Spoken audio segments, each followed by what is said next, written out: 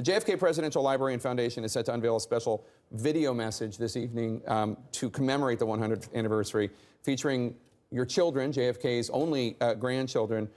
You're giving us graciously this first look at it, so why don't we roll this video and then we can talk about it afterwards. Okay. It would be my father's 100th birthday.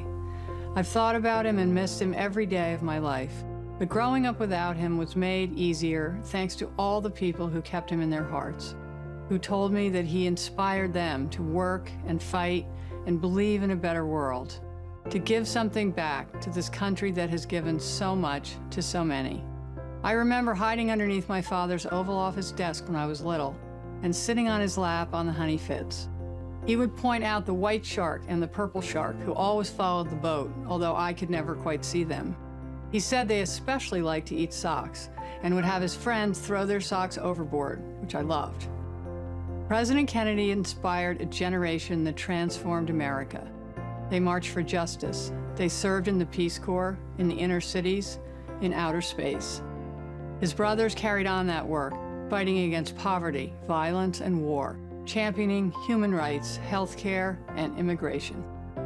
As my father said in his inaugural address, this work will not be finished in our lifetime.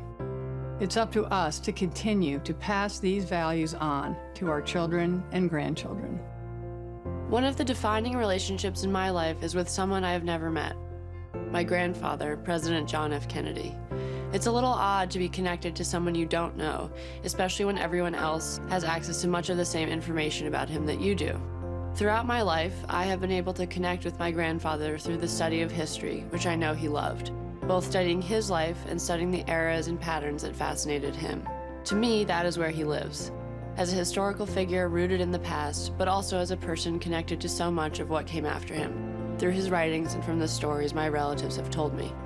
But while my grandfather had reverence for the past and the lessons it could impart, he also knew that America was a country where change was possible, where we aren't bound solely by tradition if we understand the past with which we are breaking.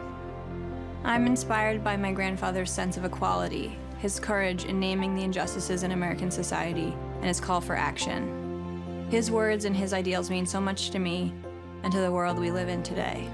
But we are still faced with tremendous inequality and injustice, from voting rights to our criminal justice system and mass incarceration. My grandfather would be proud of how far we've come as a nation since 1963, but he'd have been the first to tell us that we have a long way to go. I hope everyone, regardless of age or party, will remember what President Kennedy told America decades ago.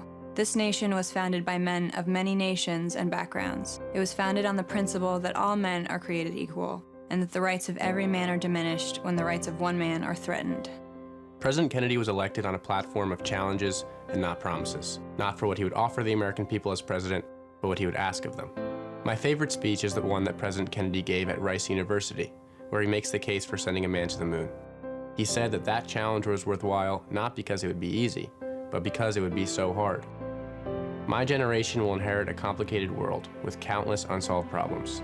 Climate change is just one of them, but it's the type of challenge I think my grandfather would have been energized about and eager to solve. He cared deeply about the environment, about science and technology, and he recognized that only if America leads the world in solving global problems can we make sure that it's done right. From that speech at Rice, and from the space program he helped launch, we can learn a simple but important lesson. Great challenges are opportunities, and it is each generation's responsibility to meet those challenges with the same combination of energy, faith, and devotion that President Kennedy and his contemporaries displayed decades ago. I know that we're up to the task, but we have to demand action from our leaders, and we have to vote. As his family, we're so proud of what my father stood for during his life, and how powerful those values remain today.